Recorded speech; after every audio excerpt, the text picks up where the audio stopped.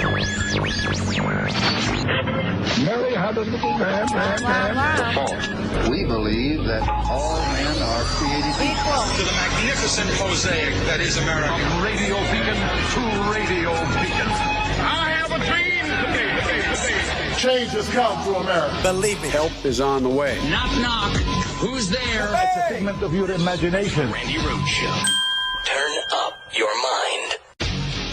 This is the case of Lori Smith, a wedding website designer in Colorado who does not want to do business with gay people. The Colorado anti-discrimination law, however, requires that any business open to the general public serve all equally. Smith says that civil rights law would force her to endorse gay marriage and violate her First Amendment rights to freedom of speech. And it was clear in these arguments, obvious, that the conservatives on this court are deeply sympathetic to Smith's position. Justice Samuel Alito leading the way.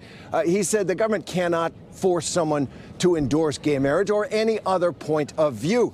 But the liberals pushed back hard. Justice Sonia Sotomayor noting that if the court rules for Smith, it would be the first time in history that a commercial business open to the public would be able to deny service on the basis of race or sex or sexual orientation. The first time since the Supreme Court established those laws back in the 1960s during the Civil Rights era. And Justice Ketanji Brown Jackson forcefully reminded the court that religion was used to justify slavery and segregation as well. So this case, as you say, has huge implications. We are expecting a decision sometime next June.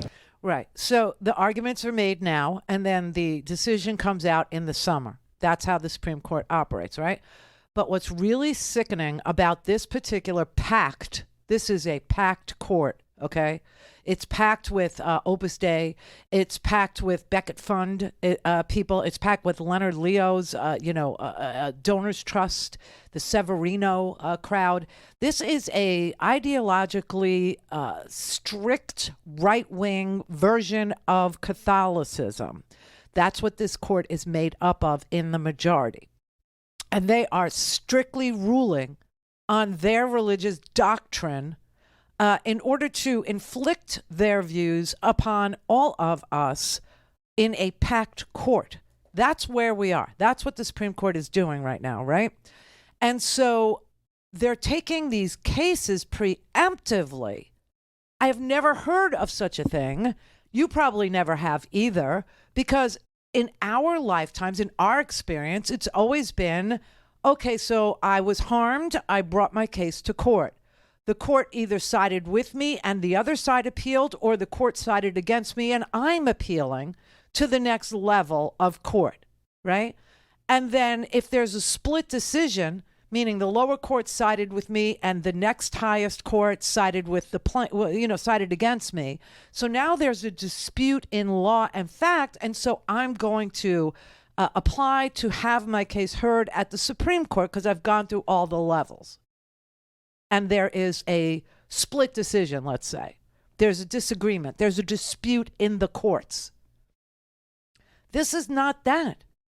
There's no dispute in the courts below, nor is there somebody that's been harmed in any way, shape, or form. This is about this one girl, Lori Smith, who they went out shopping for.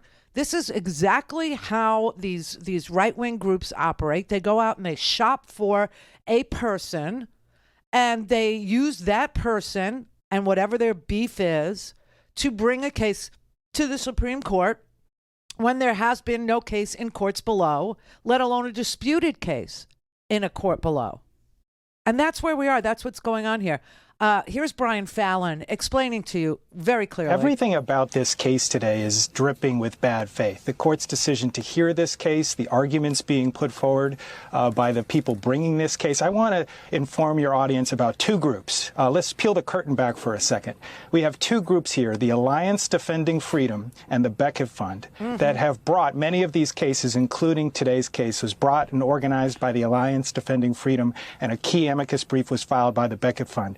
These are groups that if any of the people that worked at these organizations ran for Congress in a purple district, they'd be tarred as extreme and completely lose the election. Right. They hate the direction of the country in the last 50 years. They oppose the Roe decision. They oppose the Obergefell decision. So what do? They go out and they try to find sympathetic finding plaintiffs and they try to package up these newfangled constitutional arguments that are just dressed up attempts to create a new right to discriminate. Right. They serve it up to the justices, and then justices like Alito and Clarence Thomas that have been licking their chops to try to decide these cases in a favorable way in favor of so-called religious liberty take the cases and presumably are going to issue a decision in favor of this website design company. But this goes exactly to what Elena Kagan was talking about in several appearances that she made throughout the summer and the fall. She said, courts start to lose their legitimacy when the public starts to view them as not behaving like courts. And that's what's happening here. We're only 7 years removed from the Obergefell decision that decided that there was a right to same-sex marriage in this country. We're only 4 years from that decision where they essentially punted on a case with similar facts. The only thing that has changed from the Masterpiece Cake Shop case and from the Obergefell case 7 years ago is that Anthony Kennedy and Ruth Bader Ginsburg are no longer on this court. So justices like Alito and Thomas now believe they have the votes to strike a blow to create a new right to discriminate against same-sex couples in this country. I think the public will see through that, and it will just build the case about the loss of legitimacy for this court. I hope so. And I know that, you know, it's going to take a couple years for another election, and God only knows, you know, what rights we will lose in the meantime. But when we finally, as a country, as a group of people all together, as instead of a house divided, we are united to preserve our rights, our freedoms, our liberties, all the things that the Republican Party told you they were for, which you now can see they're all about taking away, everything from the right to vote, to the right to marry, to the right to, decide what goes on inside your own body, to the right to use contraception. Oh, yes. All of it will be stripped away. All of it will be stripped away by this packed court of loyalists to a Roman Catholic, a sliver of Roman Catholicism, a slice, a particular bent of Roman Catholicism, right? I mean, this is an insidious agenda, and it's all tied up in their ideology that says that white men are in jeopardy, white men are in danger, and that's why contraception, and that's why procreation, and that's why gay marriage, and that's why stripping away civil liberties, right? Interracial marriage and all this. They want the ability to force women to give birth to white babies. White babies. I don't know how else to say it to you, except to say it in this very blunt way. But the conservative white political operatives who co-opt a very narrow definition of what it means to be a religious person in this country is really a desperate, desperate grip on their last vestiges of power. And so that's why the topics are the topics that they are. That's why they went after, the Becket Fund went after contraception. They represented Hobby Lobby.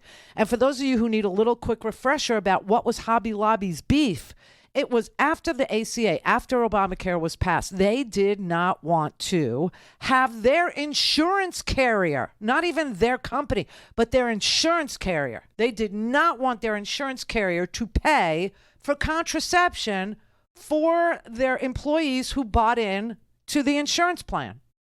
And they won. They won. That was the Becket Fund that represented them. And they represented them pro bono. They represent these people for free. They go out and they plaintiff shop. They look for people who have weird religious convictions about what an insurance company ought to do. And they take it all the way to the Supreme Court. And they, hire these right-wing ideological outfits, who, by the way, are they get tax deductions. They get, they're not for profits, right? They can write it off, and they can get subsidized by the United States government, even though they are engaged in this massive political fraud against Americans. Okay. But it's a political machine, and people out there fuel their movement with their dollars, and what they're interested in is a very regressive-looking America. It's what they want. Don't have time to listen to the live show? Want to hear more on your schedule? Go to randyrhodes.com and buy a stinking podcast.